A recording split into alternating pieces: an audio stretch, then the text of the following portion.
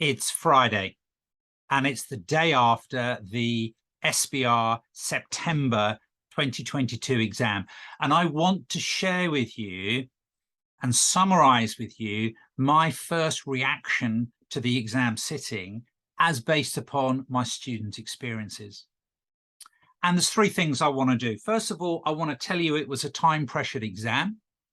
And it was a time-pressured exam that actually my students were able broadly to cope with.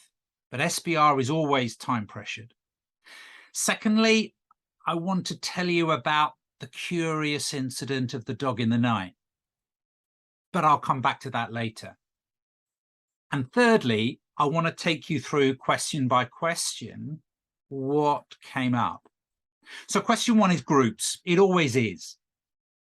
Now, there's more than one group accounts question. There's more than one exam knocking around. So one of the questions had a calculation of goodwill, the sort of thing that you would expect. But of course, there were twists. Step acquisition, an issue around fair value adjustments. And for the record, what the acquirer is going to do with the asset is irrelevant. You're determining the fair value at the date of acquisition, the market value at the date of acquisition. And if the acquirer intends to throw the asset away, you ignore that.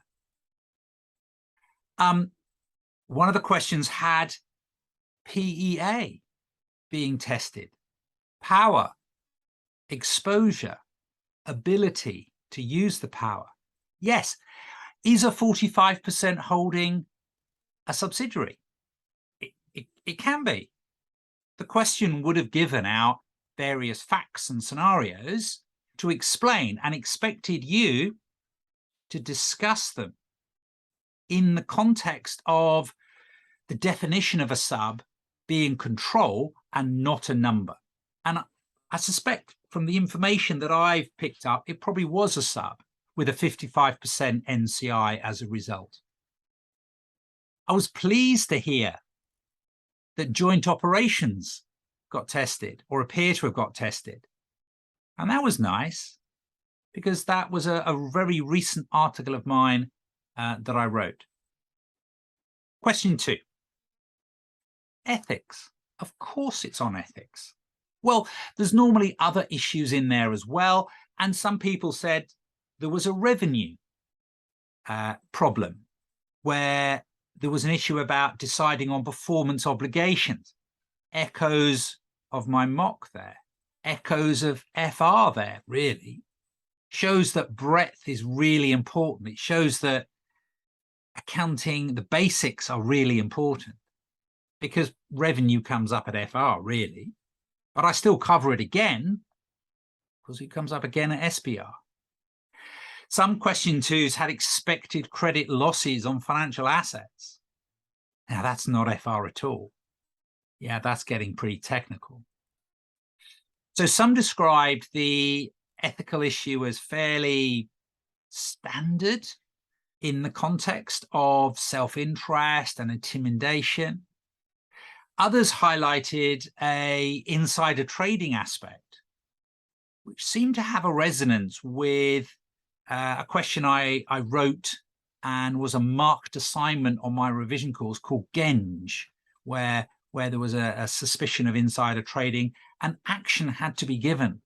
And it had to be linked to the 5 pillars. There's no point in discussing the 5 pillars in abstract. You've got to link it to a lack of integrity, yeah, in that example. Now, section B, what do you expect in section B? Standards, standards, standards, application, application, application. And this section B didn't disappoint. Is it a lease? Is it not a lease? Should you provide? Should you not provide? Intangible assets, foreign currency, it was all there. Yeah? It was all there in one of the exams. Not everything was in the one exam. But it was set always in a practical context. You hadn't paid sales tax. Yeah, there was a description of a scenario and you had to make a judgment. Rote learning definitions is never going to be enough to pass this exam. You're always going to have to take your knowledge and apply it in a practical situation and use your professional judgment.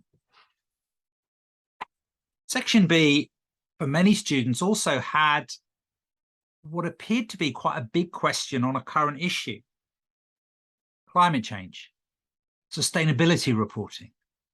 But it was more than that. You know, not only do you have to justify why it's relevant for businesses to get involved in sustainability reporting, yeah, see my mock exam, whatever. But this also was in the real exam here, in this actual exam here, because it's such a current issue. Materiality came up. You know, you had a coal company overseas, whatever. It was a practical situation. And yes, it's nice to hear that several students were listening to my podcast on sustainability reporting as they walked into the exam. But that you are never going to get an identikit answer that you can take into the exam, memorize, and suddenly there's the question and you produce it. You've always got to read the question and you've always got to answer the question using your knowledge to make sure that you pick up those marks. The curious incident of the dog in the night is a phrase that is a Sherlock Holmes story. And the curious incident was the dog didn't bark. That was the curious incident of the dog in the night, that the dog didn't bark. It was also a fantastic play on at the National Theatre a few years ago. But in this context, the curious incident was my students were not complaining that this exam was too technical, that this exam was impossible, that this exam was too hard. Sometimes they do, but this exam seemed to be fair. Fair on the time management, if you've been practicing questions to time. And although it had a breadth of knowledge, it didn't go over the top. It didn't seem to test things that students found impossible. They had covered the ground. So I'm really pleased for the ACCA. I'm really pleased for my students. And I hope you agree with that feedback. If you've experienced the exam yourself and you've got a different view, please reach out, let me know. I'll be curious and interested in listening to your experiences. Now, some of my students did their exam in an exam center, and some of my students did their exam remotely, in other words, at home. To date, I have received no negative feedback from students doing exams in their exam centers. Up and down the UK, across Ireland, and throughout the world, my sample is exam centers work fine. The remotely invigilated students, though, unfortunately, I have had a few isolated and very sad and frustrated problems and students and issues cropping up. Now, a couple of those have been resolved, hopefully, by students being able to sit the exam next week. Because if you do a remotely invigilated exam and you do all the proper documented tests and something goes wrong in the exam, you get an opportunity of doing it a week later, providing you're not doing the UK variant. A couple of others, though, have still got unresolved issues and looks like they will have to be doing the exam in December. And they're resolved to do it in an exam centre again and not take the risk of something going wrong, which they are deemed to be responsible for, on a remotely invigilated exam. So look, that's it. It's done. You cannot change the past. I wish you well. The exam marking process will get underway and is a rigorous experience, a rigorous process by the ACCA to make sure that it's fair and balanced. They've got a lot of checks and balances built into that process.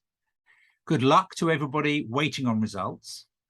But if you want to be properly prepared for an SBR exam, you need to do a proper course.